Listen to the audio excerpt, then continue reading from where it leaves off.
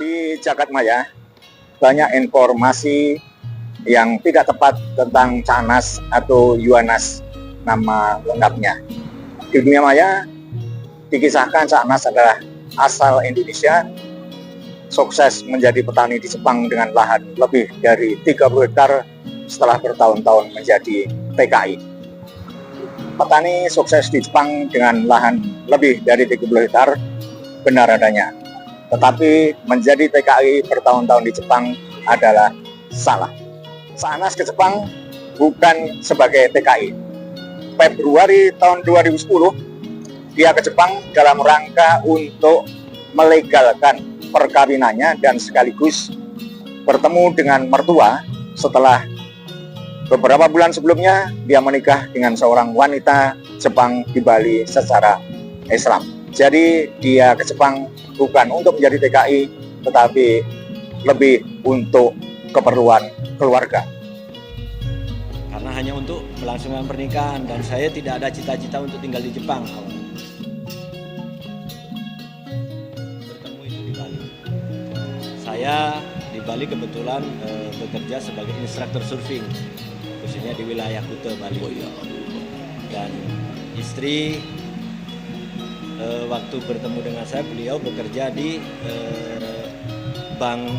salah satu bank pemerintah Jepang, JE Bank, JE gitu. Kebetulan awal kami bertemu itu waktu belanja, tempat dia belanja ini kebetulan yang punya teman saya.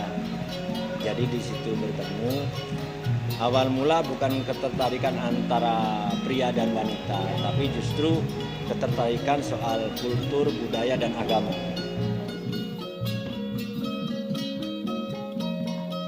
Saya berpikir kalau kamu ingin tahu Islam lebih lanjut, syaratnya ada satu, kamu harus jadi orang Islam. Nah di situ kamu akan lebih tahu.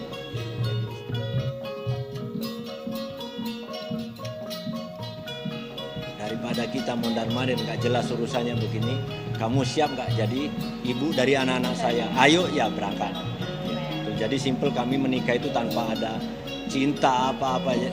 Bahkan saya menyebutnya ya simpel, bahasa cerita bapak ibu berkat syahadat istri pun ku dapat, itu bahasa saya. Jadi awal mula kami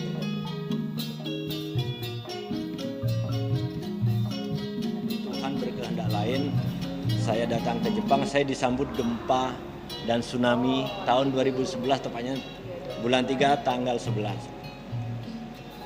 Nah di situ setelah kejadian itu, karena kendala kerusakan yang sangat parah di Jepang, sampai tiket dan visa saya sudah hampir expired.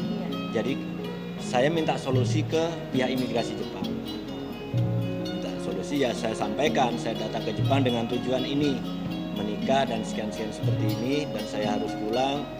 Solusi bagusnya bagaimana? Karena di Narita waktu itu kerusakan sangat parah sekali.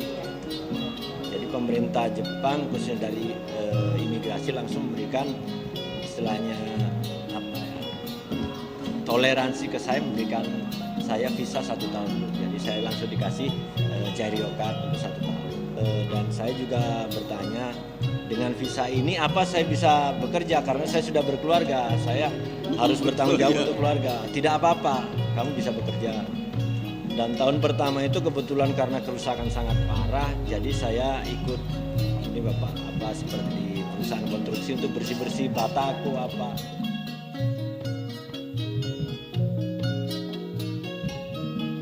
Tapi begitu niat hati sudah mau pulang, istri saya alhamdulillah hamil anak pertama, Sakura yang tadi pakai jilbab pink. Akhirnya ya sudah mundur dulu, saya bilang. Pulang pun kalau anak kecil begini kebutuhan untuk di Indonesia karena susah, akhirnya saya melamar di Kubota. Satu hal lagi yang perlu saya sampaikan, banyak orang yang bertanya ke saya, Cak, sampai sekolah terakhir, pendidikan terakhir apa, lulusan apa. Banyak yang mengira saya minimal itu S1 atau jadi ijazah terakhir saya itu SD. Saya pernah mengenyam bangku SMP hanya mungkin setengah tahun. Jadi Ijarn, kenapa saya bisa bahasa Jepang, bisa bahasa Inggris, saya belajar otodidak. Saya berangkat di Bali itu karena saya merasa saya sudah dewasa. Di kampung pun saya hanya begitu-begitu saja. Saya harus berubah. Saya sudah merasa, istilahnya sudah terenyuh melihat kondisi ibu karena usia yang semakin menua dan tidak mungkin ibu harus susah payah seperti ini. Akhirnya saya pergi ke Bali. Ke Bali pun dengan, jadi mohon maaf untuk saudara-saudara yang Bali, saya pernah kurang ajar di Bali itu, saya tidur di tempat nelayan. Jadi nelayan itu ada punya namanya Balai Bengong, tempat ngobrol itu, dan di situ ada pelangkiran tempat sembahyang. Jadi kalau orang Hindu mungkin Bu Yuni pasti paham. Ada pisang, ada untuk sesajen itu. Jadi kalau malam saya rebutan sama tikus, Bu. Jadi roti yang untuk Banten, orang habis Banten, roti yang dicanang itu yang saya makan. Terus pisangnya, itu pertama kali saya di Bali. Jadi saya tidurnya di situ. Tapi setelah beberapa hari saya secara tidak langsung ketahuan oleh si pemilik atau orang-orang yang betul-betul di situ. Saya ditanya, kamu dari mana? Saya dari Jawa. Memang saya masih baru datang. Terus kamu kerja apa? Saya belum kerja apa. Kalau kamu tidak kerja, bantu saya yuk. Jadi beliau itu transport dari Kuta ke namanya Kuta Reef untuk ngantar tamu untuk surfing. Jadi saya ikut ke sana bantu, sering dikasih uang untuk makan. Kamu tidur di mana? Saya tidur di tempat ini. Nggak apa-apa, yang penting kamu jangan bikin kotor, kamu jaga, jangan.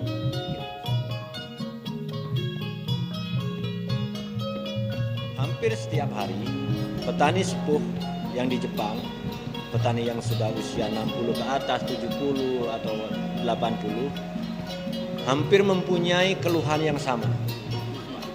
Keluhannya sama. Saya membeli mesin yang mahal. Usia saya segini. Anak-anak saya sudah pergi ke kota, tidak mau menjadi petani. Kalau saya berhenti jadi petani, mesin ini sudah jadi rongsokan. Lahan saya tidak ada yang mengarah. Rasa kekhawatiran itu hampir setiap hari saya dengarkan. Jadi disitulah timbul inisiatif saya. Kalau ada 10 orang petani, masing-masing menggarap 1 hektar, dan semuanya berhenti, otomatis adalah 10 hektar yang terbengkalai. Dan disitu saya pikir, kalau saya menjadi orang yang ke-11 dan menggarap lahan yang terbengkalai ini seluas 10 hektar, saya akan jadi orang. Saya berpikir begitu. Jadi saya mulai, awal mula bertani, saya menggarap lahan peninggalan kakeknya istri saya, hanya seluas setengah hektar. Itu pun setengah hektar kurang. Tahun pertama saya menggarap lahan setengah hektar, tapi di tahun yang sama juga ada petani yang sepuh, mesinnya rusak, mesin panennya rusak, dan di situ saya membantu membetulkan. Beliau punya lahan itu 2,5 hektar. Setelah saya betulkan, mesin bisa dipakai, beliau sekalian tolong karena ini cuaca panas, tolong kamu yang panenin. Jadi saya jadi buruh tani di petani sepuh tersebut tahun yang sama, Bang, setelah saya bantu membetulkan. Nah, setelah panen itu saya dapat ongkos untuk istilahnya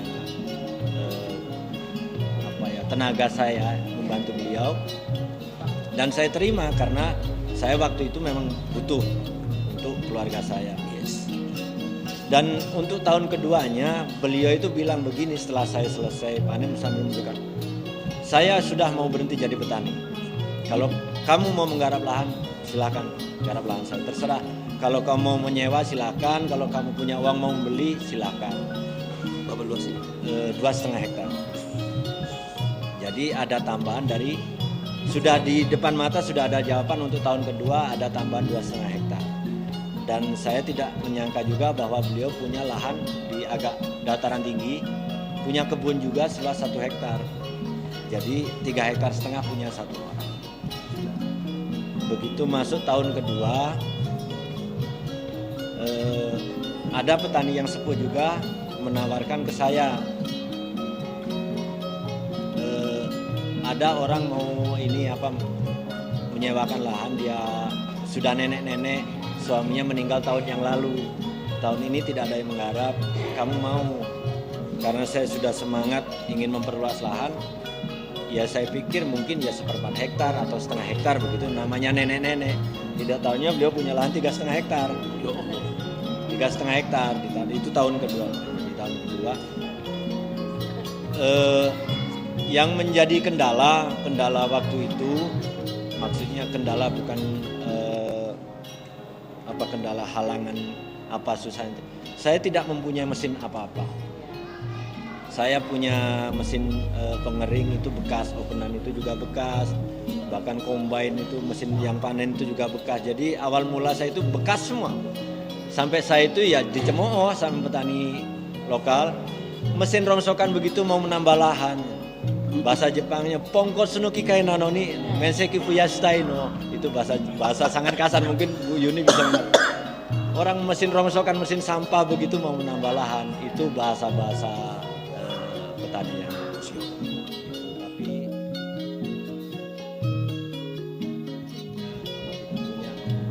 akhirnya saya sedikit melemaskan urat kepala saya, urat keangkuhan, kesombongan saya. Saya ajak istri saya, ayo kita ngomong sama Bapak. Saya mau minta tolong sama Bapak. Saya bilang, Bapak, saya lahan sudah sampai sekian hektar, traktor pun kecil. Kalau tidak membeli traktor yang baru, saya rasa pekerjaan akan terbengkalai, sia-sia lahan sudah nambah sekian. Saya tidak meminjam uang atau minta uang ke Bapak. Bantu saya meminjam uang ke bank. Bantu saya meminjam uang ke bank. Akhirnya berangkat sama istri dengan patokan saya punya istri orang Jepang, saya punya visa yang lama juga, dan saya sudah mempunyai ini bukti kontrak lahan itu modal saya meminjam uang di bank.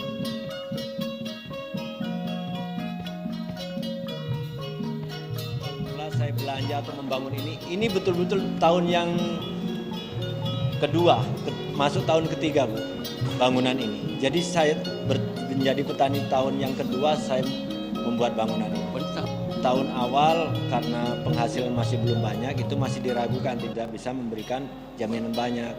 Akhirnya saya mikir-mikir juga peluang apa yang bisa dijadikan acuan atau bisa dijadikan patokan pijakan untuk meminjam uang di bank.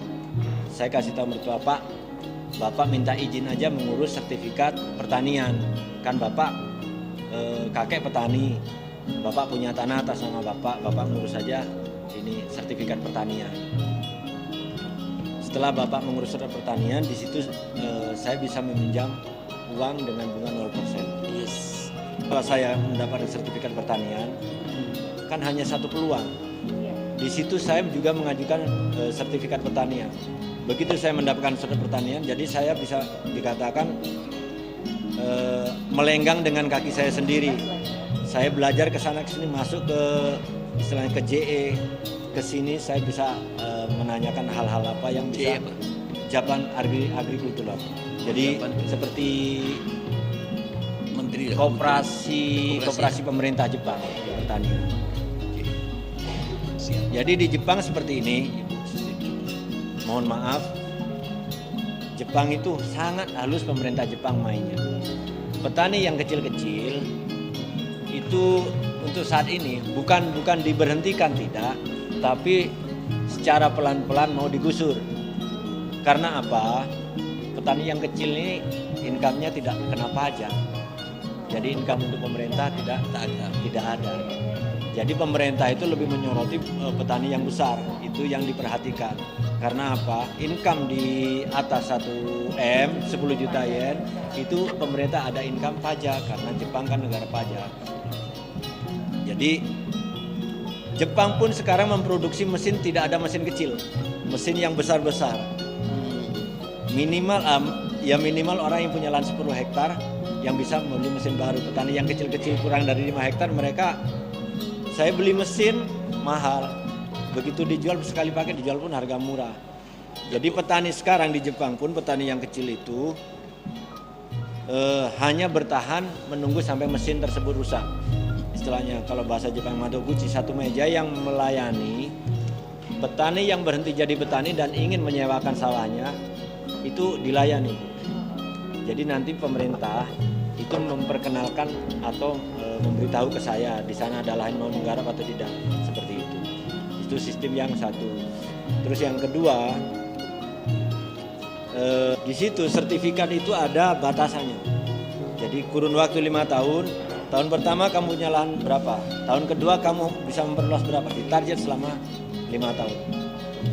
Kurun waktu 5 tahun, berapa hektar kamu bisa menggarap. Bisa dikatakan hampir mendekati 40 hektar, tapi itu di situ saya hanya mengerjakan istilahnya dari traktor sampai panen saya, tapi saya mendapat upah per hektar itu berapa. Kalau totalnya itu pun dihitung mungkin sekitar 40 hektar. Tapi yang khusus 100% saya kelola itu 30 hektar. Yang lain itu saya buruh tani. Jadi lahan segitu saya bisa menggarap, alhamdulillah kisaran 2 minggu sudah selesai untuk sawah. Jadi sistemnya 1 hari panen di sawah, malam dikeringkan, pagi sudah saya giling.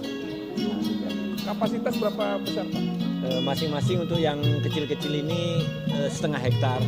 Setengah hektar. Ya, jadi yang Berapa paling ton tuh kalau setengah hektar biasanya? Kurang lebih. per hektar itu jadinya beras yang sudah dikupas kulitnya antara 5,5 sampai 6 ton per hektar. Jadi kalau mesin ini per hari bisa berapa ton? Yang pasti 2 hektar, kisaran 2 hektar setiap hari saya memanen. Punya sendiri, jadi musim panen pun sama dengan musim tanam.